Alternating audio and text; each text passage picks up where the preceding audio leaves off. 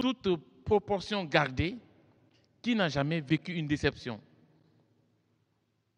Ça peut être une déception amoureuse, ça peut être une déception fraternelle, ça peut être une déception par rapport au travail, comme vous voulez. Qui n'a jamais vécu une déception? Il n'y a pas de main. Qui a vécu une déception? J'ai dit bien toute proportion gardée. Ah, ok, voilà, merci. Dans la première lecture que nous venons d'écouter, je ne sais pas si vous avez fait attention, vers la fin, non, au milieu et puis vers la fin, mais Dieu est déçu. Dieu est déçu. Dieu est déçu. L'échec de Dieu. Et quelquefois, dans notre vie chrétienne, on a peur des échecs. On a peur des échecs. Vous avez entendu? Attends, je reprends la première lecture, vers la fin. C'est quand même incroyable et ça nous invite. Ça nous invite.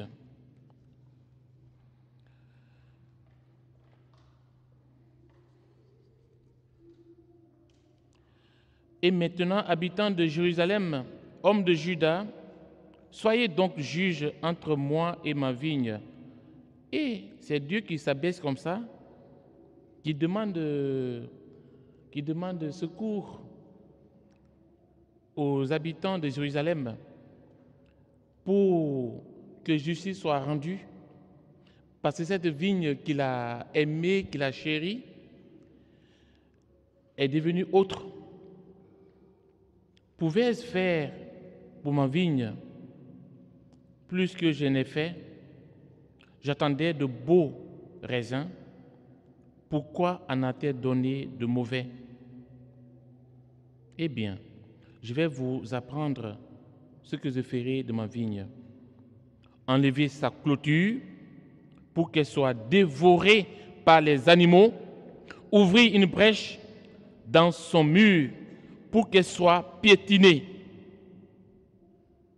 J'en ferai une pente désolée, elle ne sera ni taillée ni salclée. Il y poussera des épines et des ronces.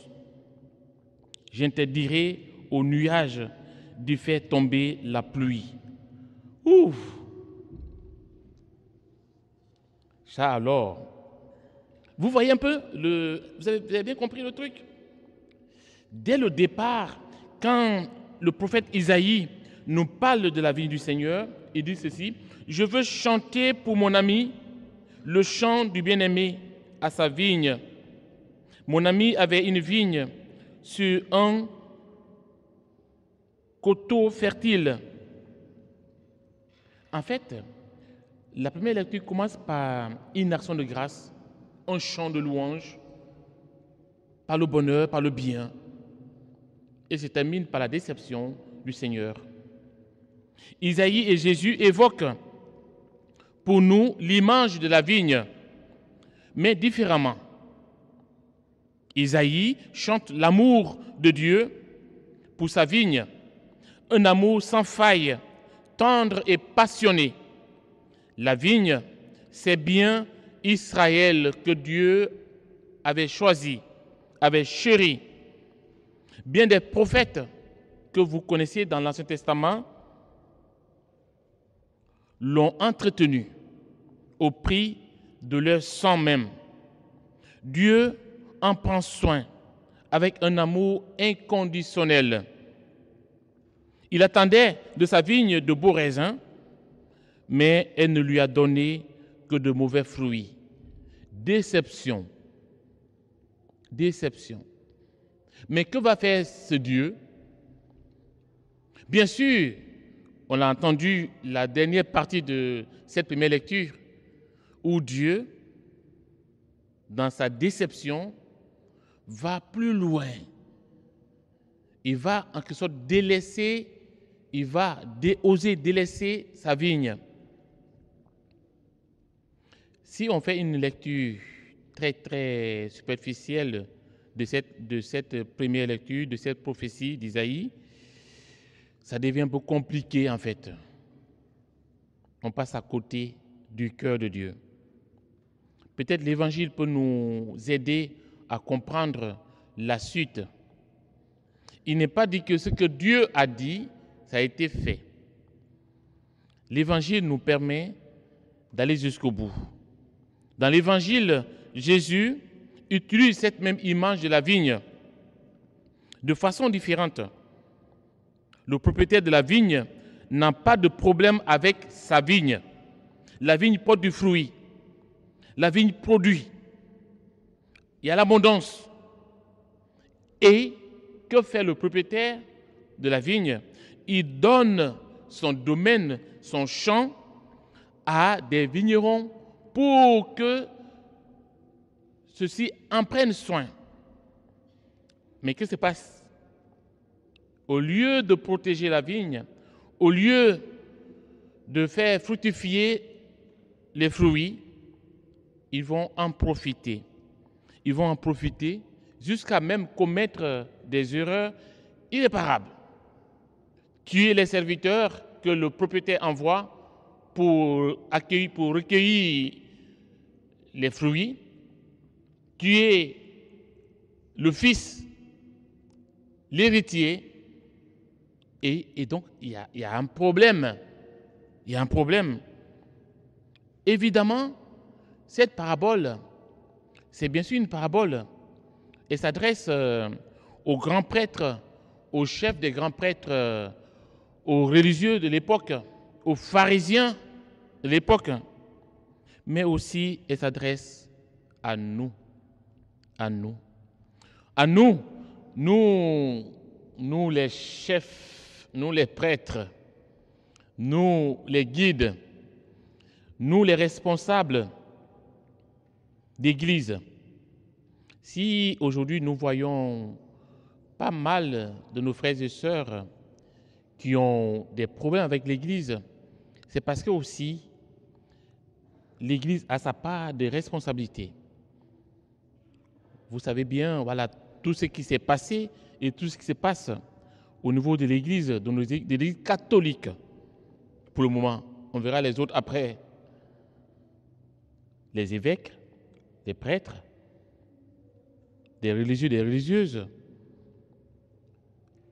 Toute cette crise que l'Église traverse, c'est lié à quoi? C'est lié à quoi? C'est vraiment à l'image des vignerons de l'Évangile. Au lieu de prendre soin du domaine de Dieu, ils en ont fait leur domaine à travers les profits de tout genre. Cette parole s'adresse non seulement aux responsables d'Église, mais aussi à chacun de vous, à chacun de nous, frères et sœurs. Le Seigneur nous invite à porter du fruit jusqu'au bout. Et d'ailleurs, le Christ, en posant la question, que fera le propriétaire du domaine? Les gens répondent. Dans cette réponse,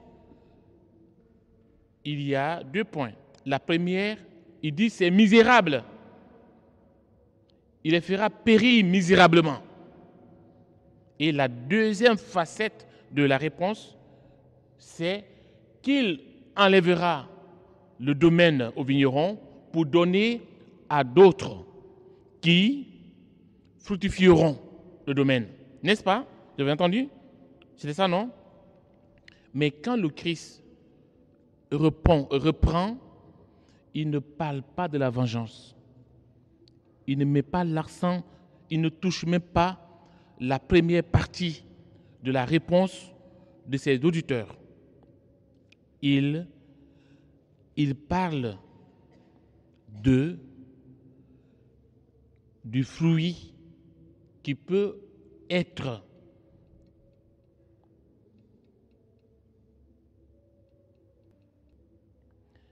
le Christ parle du fruit ou des fruits qui peuvent en sortir de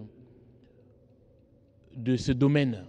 Ce qui veut dire que dans le mal, le Seigneur tire toujours du bon du bien. Oui, j'ai parlé de l'Église tout à l'heure. L'Église traverse une période de crise. Mais c'est pour que le bien sorte de cette crise. On dit souvent que toute crise est un cri de croissance. Toute crise est un cri de croissance, de renaissance.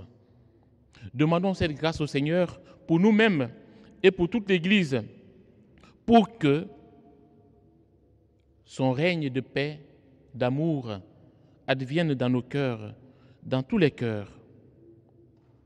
Le royaume de Dieu vous sera enlevé pour être donné à un peuple qui lui fera produire son fruit. Comme je disais, Jésus n'est pas intéressé à la punition, encore moins à la violence, à la vengeance. Non. En réalité, la vigne de Dieu est sa demeure. Je disais tout à l'heure au début de l'Eucharistie que nous sommes des perles entre les mains du Seigneur.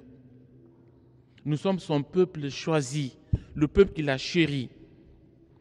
Et cette vigne du Seigneur, c'est le peuple d'Israël qu'il a choisi dès le départ. Et c'est chacun de nous, de par notre baptême, de par notre oui à sa suite, nous appelant ainsi à mettre nos pas dans ses pas.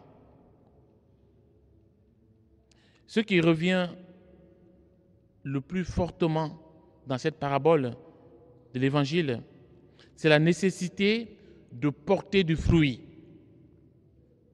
Vous et nous sommes tous appelés à porter du fruit en abondance, en surabondance.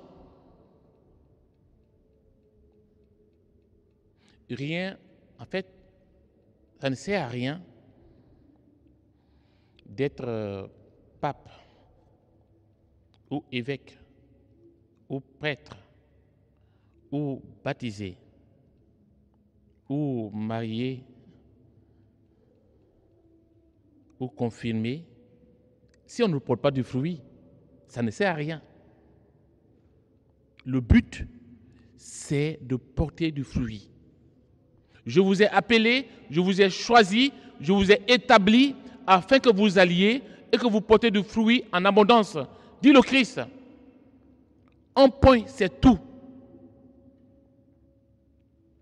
Un point, c'est tout. Et aujourd'hui, notre monde a besoin des hommes et des femmes qui portent du fruit. Et c'est ça le problème en fait. C'est notre problème.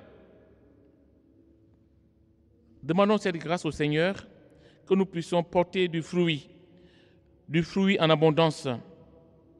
Nous sommes tous appelés à produire ces fruits.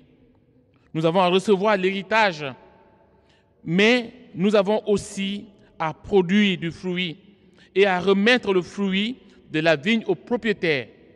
Nous ne sommes pas dépositaires, nous ne sommes pas responsables de nos charismes. Quelquefois, on s'accroche à nos charismes. Quelquefois, on préfère le charisme, le don, au donateur.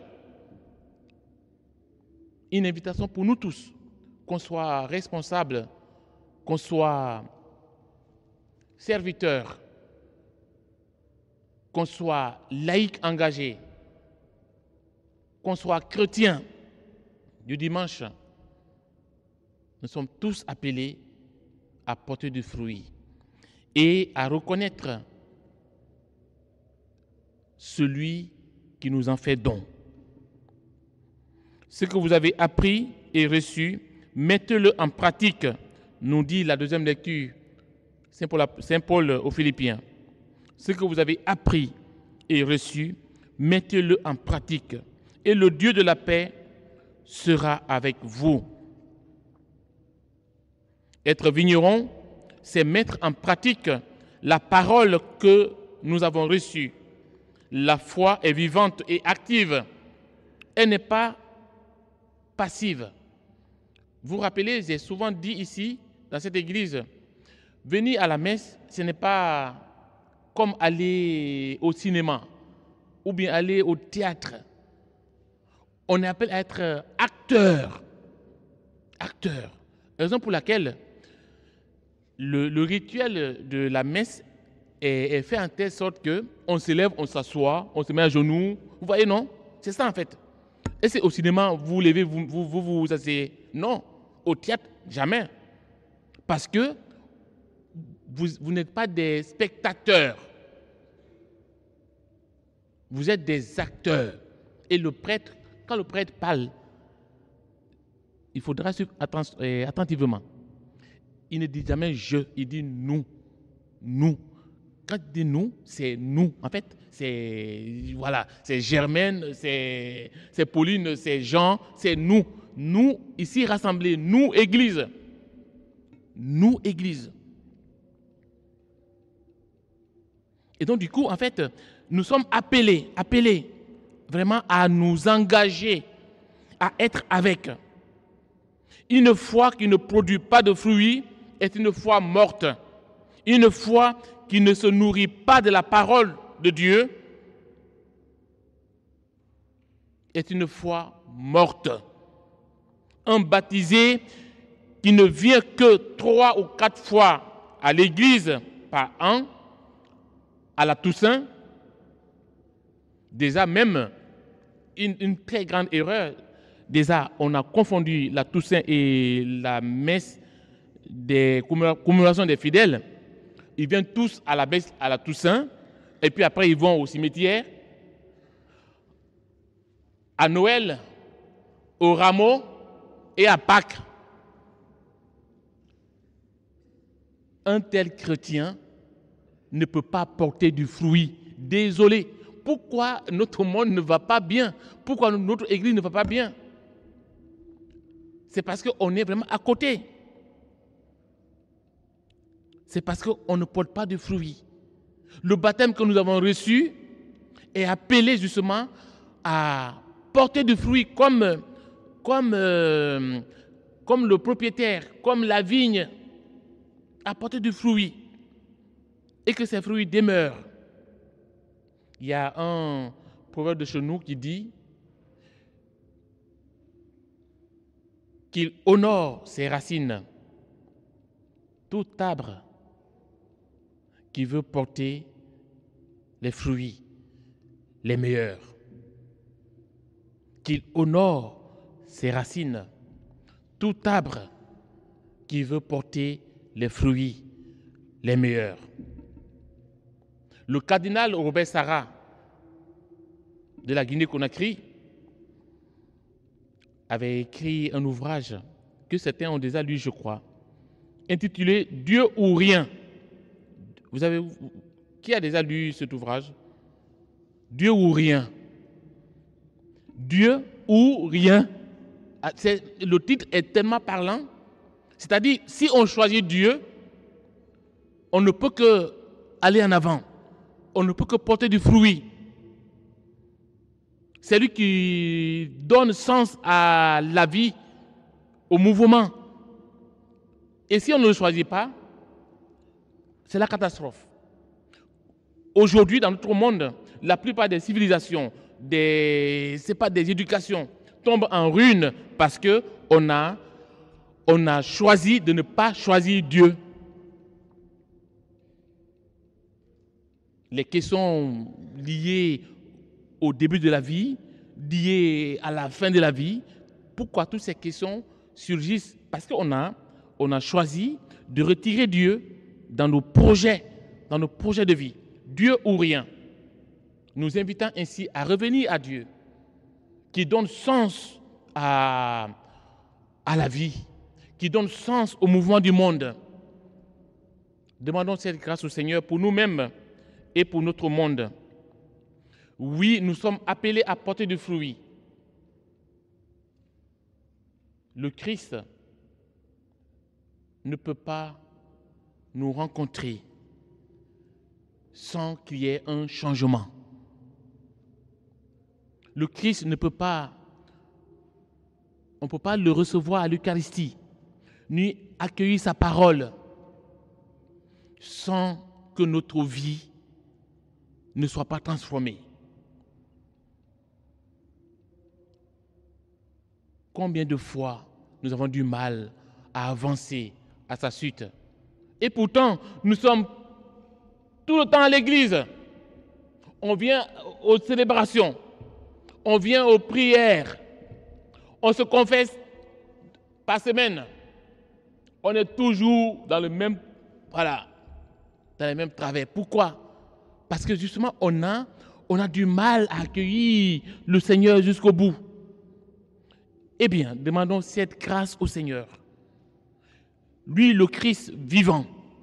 D'ailleurs, le nom de ce groupe, j'adore. Christ est vivant.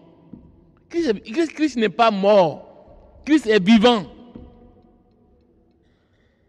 Christ n'est pas muet. Christ est vivant. Christ n'est pas timide, il est vivant. Demandons-lui cette grâce pour que nous soyons des porteurs de Christ est vivant, parce qu'il agit. Comme il est vivant, il est actif, il agit par nous, à travers nous, il agit autour de nous. Ouvrons nos yeux, ouvrons largement les yeux de nos cœurs pour pouvoir le voir et l'annoncer partout où nous sommes, dans nos maisons, dans nos lieux de vie, dans notre monde, maintenant et toujours. Amen.